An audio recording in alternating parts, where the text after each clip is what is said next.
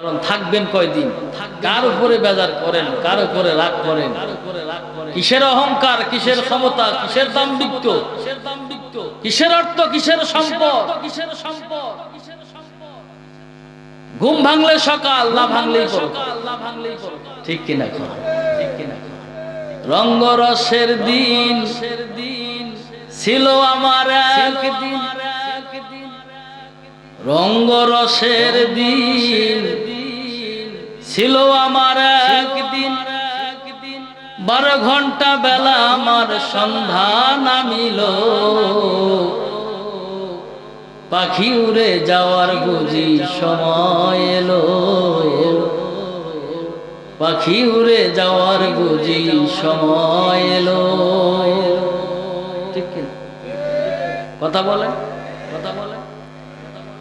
শরীরে চামড়া ছিল টান, মিষ্টি সুরে গাইতাম গান, গলার আওয়াজ আমার কত দূরে যাইতো,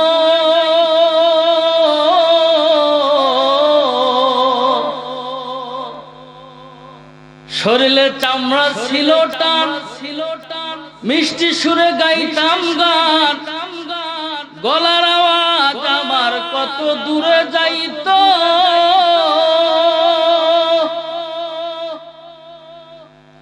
পাইকা গেল মাথার চুল, কথা বলতে করি ভুল।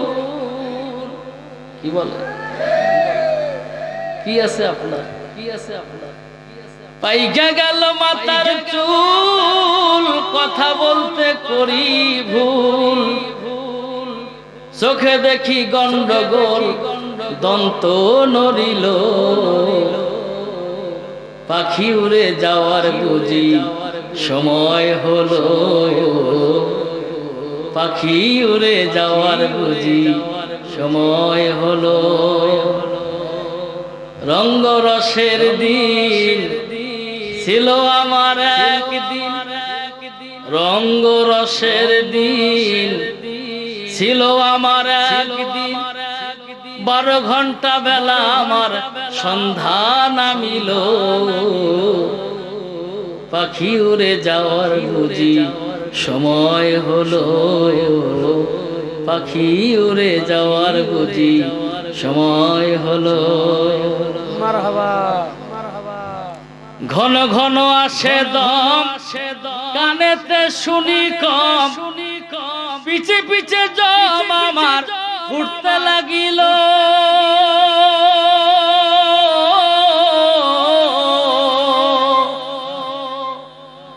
ঘন ঘন আসে দম, কানেতে শুনি কম, পিছে পিছে জম আমার ঘুরতে লাগিল, খাটো হয়ে আগে পাও, হীন হলো সর্বদা, বেশি বয়স হইলে পা সামনে দিলে পিছনে, সামনে দিলে পিছনে। ঠিক কি না বলে? ঠিক কি না বলে? খাটো হয়ে আসে পাও, হীন হলো সর্বদাও, ভাবি বুঝি সময় আমার উড়িয়া গেল, পাখি উড়ে যাওয়ার বুঝি সময় হলো, পাখি উড়ে যাওয়ার বুঝি সময় হলো। রঙ্গরসের দিন ছিল আমার একদিন, রঙ্গরসের দিন ছিল আমার একদিন, 12 ঘন্টা বেলা আমার সন্ধ্যা নামিল, পাখি উড়ে যাওয়ার বুঝি সময় এলো, পাখি উড়ে যাওয়ার বুঝি সময় এলো। মারহাবা বল, আরো জোরে বলেন, আরো জোরে বলেন। আছে কি? আছে শেষ, শেষ। সম্মানিত ভাইরা আমার, গভীর মনোযোগ, গভীর মনোযোগ। সময় এমনিতে কম, কুরআনুল কারীম 114টি সূরার ভিতরে থেকে একটা মাত্র সূরার থেকে একটা মাত্র আয়াতে কারিমা আমি তেলাওয়াত করেছি। সূরার নাম সূরা আল হুজরাত, আয়াত নম্বর হচ্ছে 2 নম্বর আয়াত এই সূরার ভিতরে মোট আয়াত সংখ্যা 18 26 পারার ভিতরে সূরাটি বিদ্যমান রয়েছে। সূরাটি নাজিল হয়েছে মদিনায়। এই সূরার বর্ণনায় বুখারী শরীফে হযরত আব্দুল্লাহ ইবনে আব্বাস রাদিয়াল্লাহু তাআলা বর্ণনা করেন, আমি যে আয়াতে কারীম তেলাওয়াত করেছি এই আয়াতে কারীমের শানে নাজিল উল্লেখ করেছেন হযরতে আব্দুল্লাহ ইবনে আব্বাস রাদিয়াল্লাহু তাআলা। তাফসীর ইবনে কাসিরের ভিতরে আল্লামা হাফেজ কাসির রাহমাতুল্লাহি আলাইহি হাদিস কানা সুস্পষ্ট তাফসীরে কাসিরের ভিতরে উল্লেখ করেছে। জোরে বলেন আল্লাহু আকবার। আয়াতের শানে নাযিল এরকম ছিল, আল্লাহর পয়গম্বর নবী মুহাম্মদুর রাসূলুল্লাহ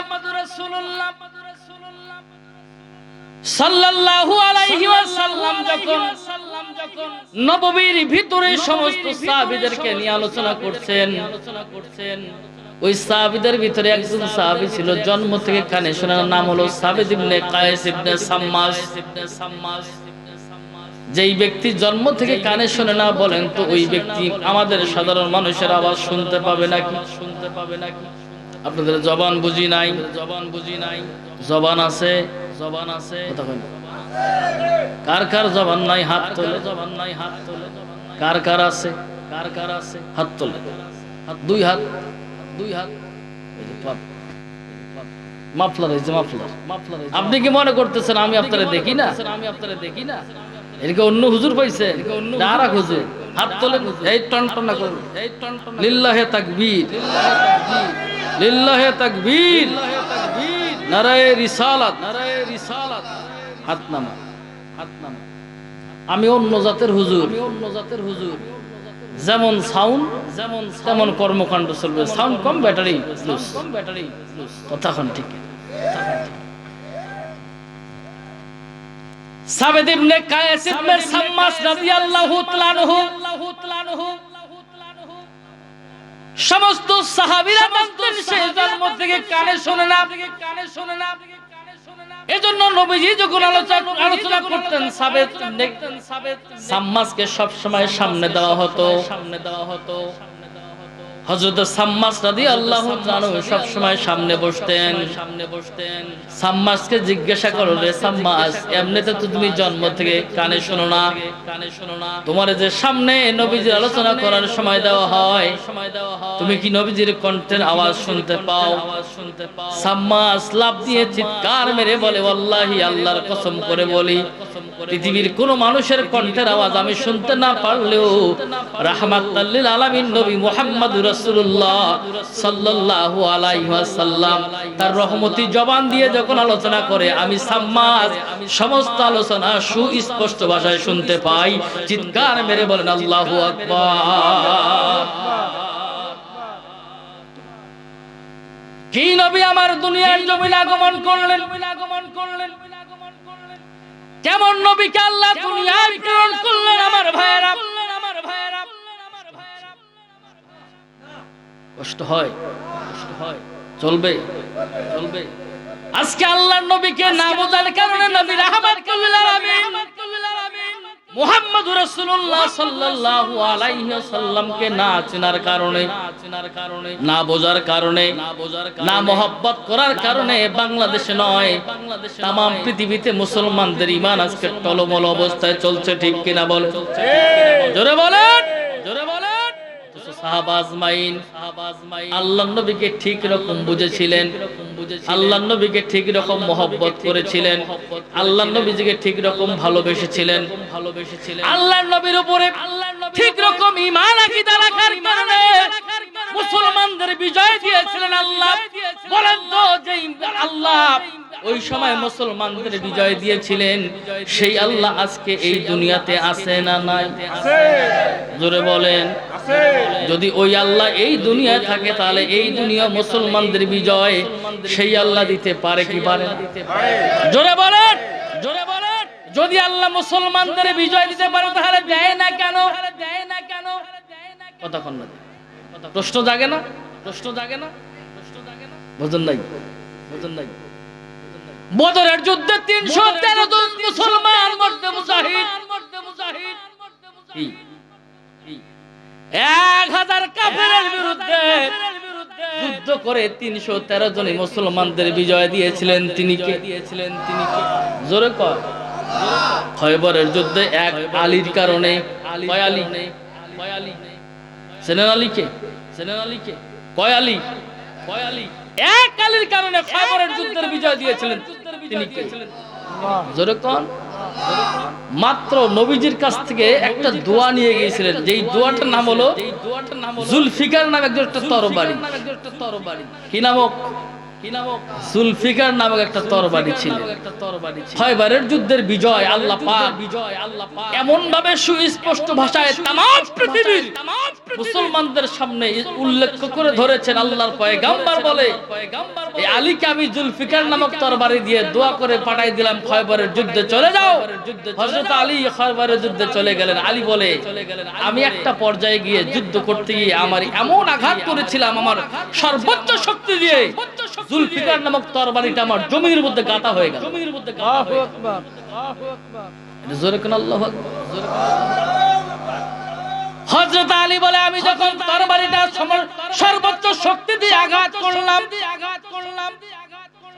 একজন কাফেরের কল্লা দ্বিখণ্ডিত হয়ে আমার জুলফিকার নামক তরবারিটা জমিনের মধ্যে আমার গোড়ালি সহ যখন দাবিয়ে গেলেন, আমার হাতের মধ্যে একটা ঢাল ছিল, আমার উপরে যখন আক্রমণ চলে আসলো, আমি ঢালটা দিয়ে ওই আঘাতটা ঠেকা দিকে আমার ঢালটা ভেঙে যায়। ঢাল ঢাল ঢাল ঢাল। আলী বলে, যখন আমার ঢাল ভেঙে গেল, তরবারি জমিনের মধ্যে ঢাল ভেঙে যাওয়া, আমি এখন পরাস্ত হব, আমাকে আক্রমণ করবে, মেরে ফেলবে। হযরত আলী বলে, আমি তাকাই দেখি সামনে একটা দুর্গ দেখা যায়, যে দুর্গের নাম হলো কামুজ দুর্গ। কি নাম? মুখস্থ করে। কামুজ দুর্গের সামনে দেখি একটা লোহার কপাট।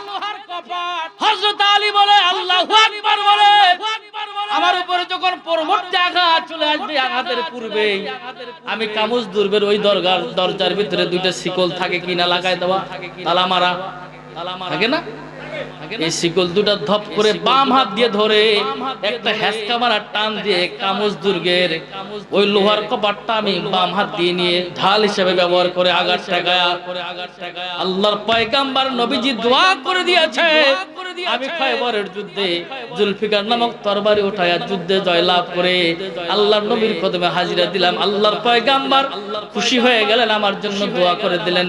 আল্লাহর পয়গম্বর পরের দিন আমারে ডাকলেন, রে আলী একটু দরবারে আসো। সুবহানাল্লাহ বলে। সুবহানাল্লাহ। আপনারা মুসলমান নাকি মুসরিয়ান? কথা কয় না। আপনারা মুসলমান না মুসরিয়ান? ঠিক তো? ঠিক। একটু পরে দেখেন। যদি আপনারা মুসলমান হন, এক আলী বরং রেওয়াজের ভিতরে আসছে কয়েকবার পরোক্ষভাবে মুসলমান না এই খয়বরের যুদ্ধে লাঞ্ছিত হয়েছে, বঞ্চিত হয়েছে, খয়বরের যুদ্ধে বিজয় লাভ করতে পারে না। আল্লাহর পয়গম্বর